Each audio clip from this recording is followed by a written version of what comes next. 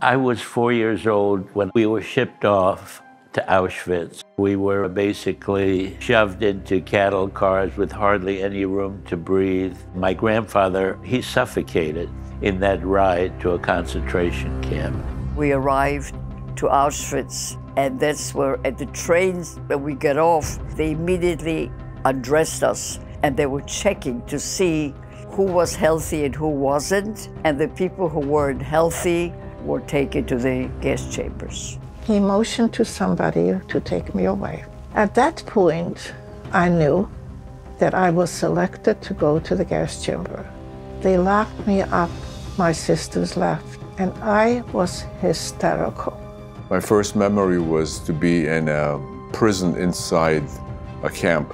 And then when they let me out, seeing the thousands of people, the gallows, the screaming, the barking dogs, it was terrifying.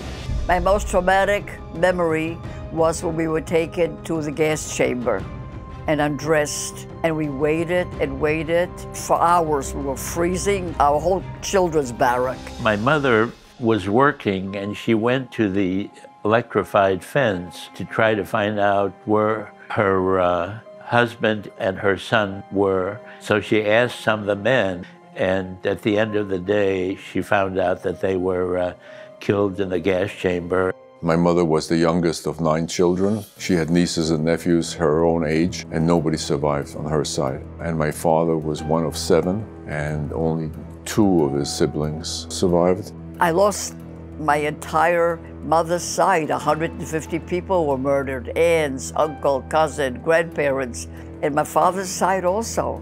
We were very few left after the war from a very big family. I still dream about my innocent little brother and my mother, and I still cry for them.